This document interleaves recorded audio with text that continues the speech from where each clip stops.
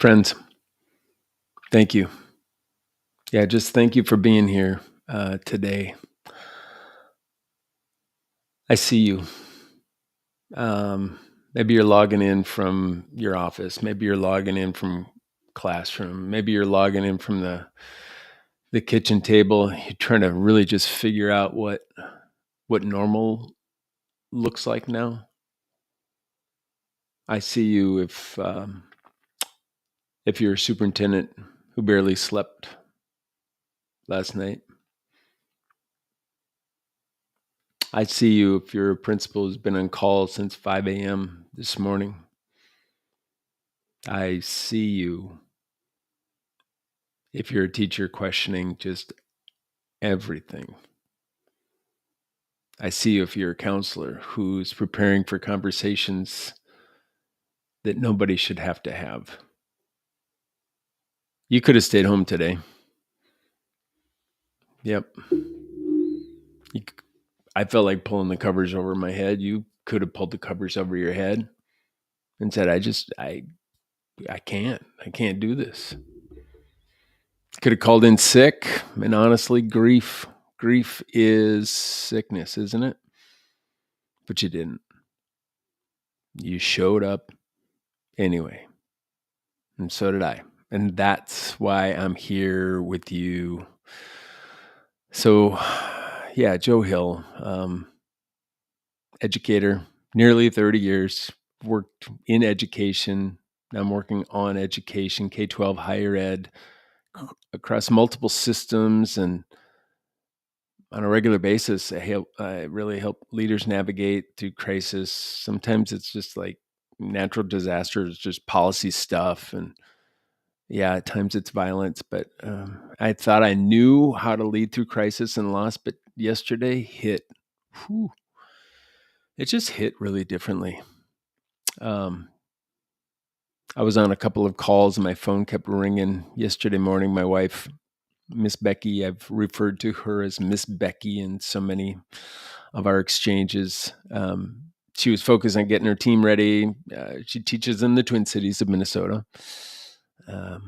She had very, very important work to do, preparing the buildings, preparing the district, preparing the curriculum, the content, coordinating with her teams, making sure everything would be perfect for students starting next week. Just normal August work, right? The kind of behind the scenes preparation that makes all the magic happen for kids. My grandkids were in school, at school. Two of them actually go to Catholic school in the Twin Cities.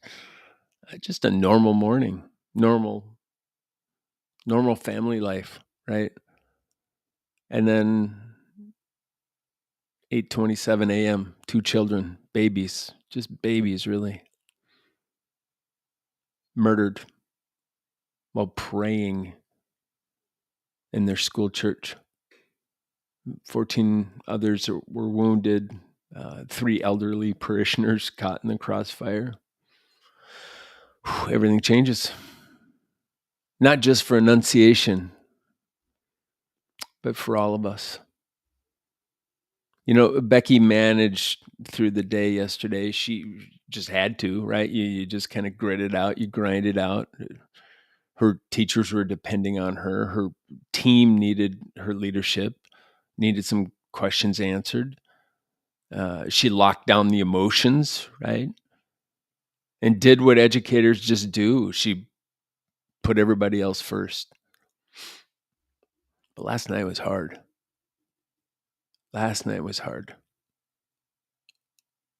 we sat out on the front little patio, enjoying just an unfair, beautifully, just gorgeous night. It was unfair because, wow, it should have just been dark and rainy, right? But she just finally let herself feel it.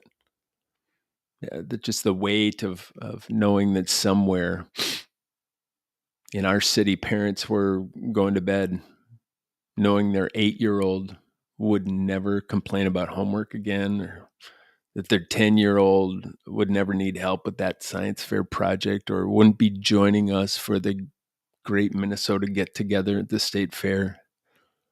this weekend. She cried. I cried.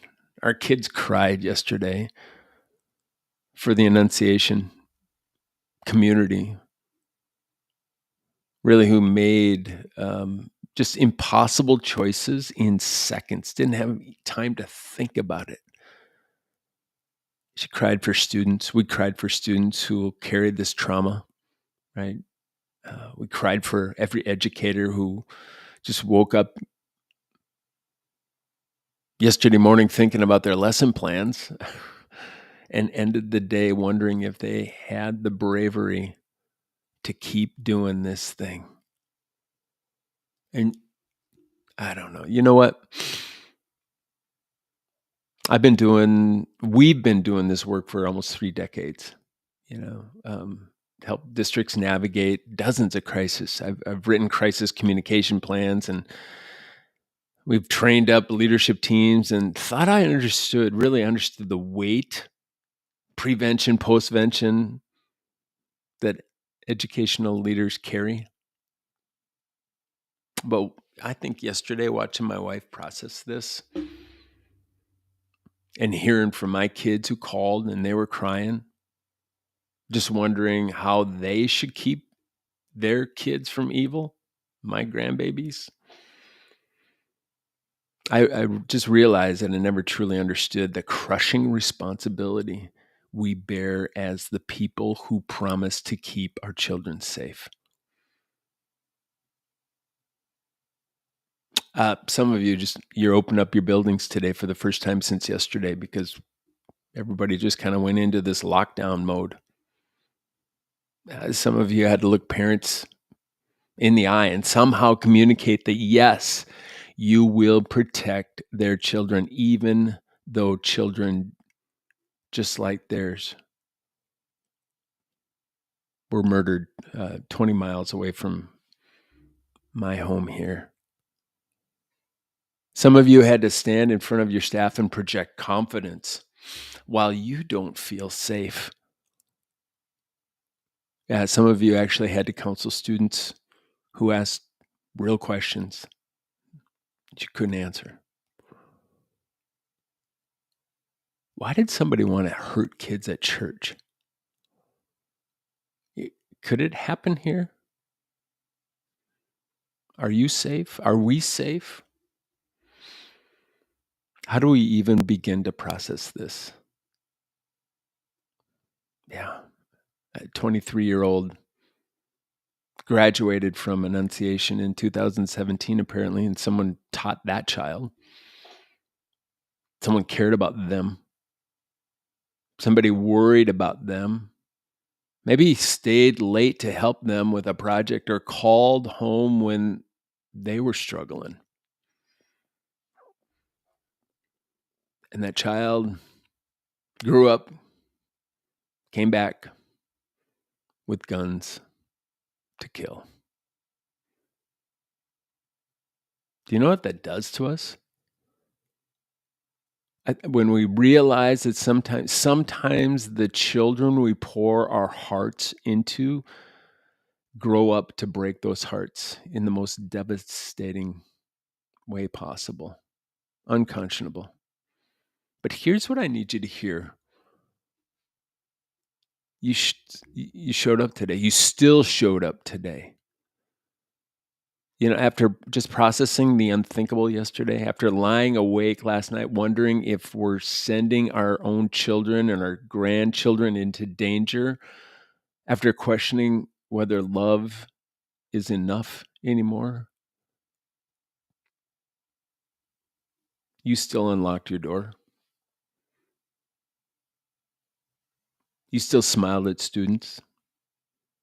You still chose hope. Thank you. Over fear. That's not naive. Folks, that's heroic. And I just hope you're hearing this today. I keep thinking about the staff at Annunciation who use their bodies as to actually shield children.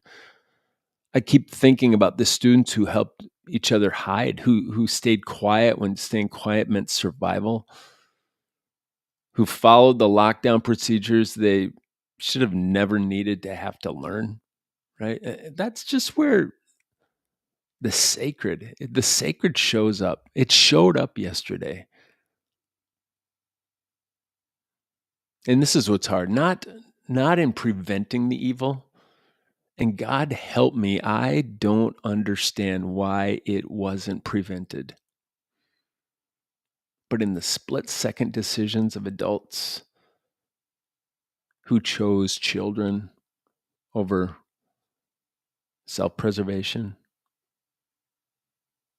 and 10-year-olds who were protecting kindergartners, and teachers who did exactly what we all know we would do, whatever it takes to save our kids. Fortunately, the locked doors were part of the normal mass procedure, probably saved countless lives. The lockdown drills, those horrible necessary drills, right? They worked. The first responders, God bless them, who ran toward gunfire. The medical teams who fought to save wounded children, the counselors who stayed all day helping families process this trauma. Folks, love showed up. Love showed up even in the face of the unthinkable evil. Love showed up. And guess what?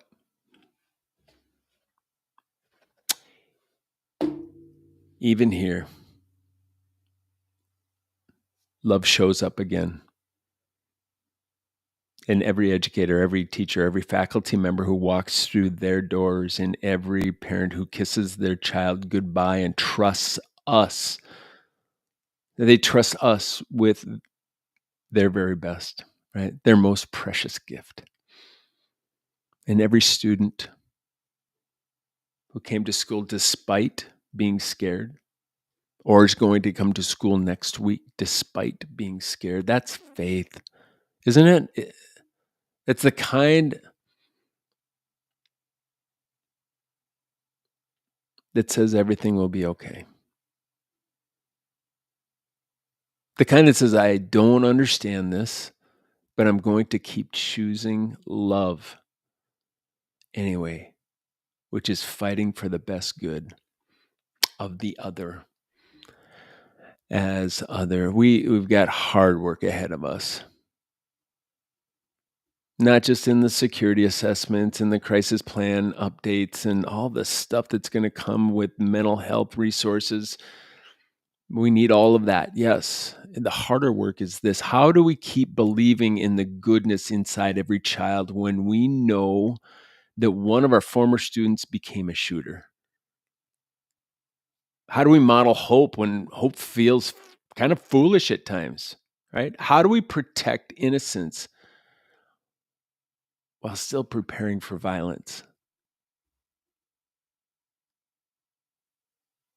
Here's what I know after 30 plus years life work. Our children are watching. They're watching to see if we still believe they're worth everything we have to give.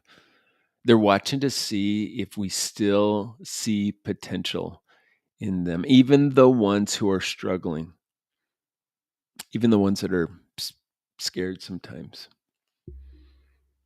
The children in our schools today, they're not Robin Westman. They're not defined by one person's choice to commit evil. They're still the future. They're still worth our hope. They're still deserving of our very best. So, yeah, to every principal trying to balance safety with normalcy today, you're not failing. You're really just leading through the impossibility of your job. And I am so grateful for you. To every teacher just wondering if you can keep your classroom door unlocked in your heart, even while you lock it for security purposes. You can, and you must. Right? To every student support person, counselor who spends their next weeks helping children, helping students process trauma. You're not just healing wounds, you're restoring faith in the goodness of all humanity.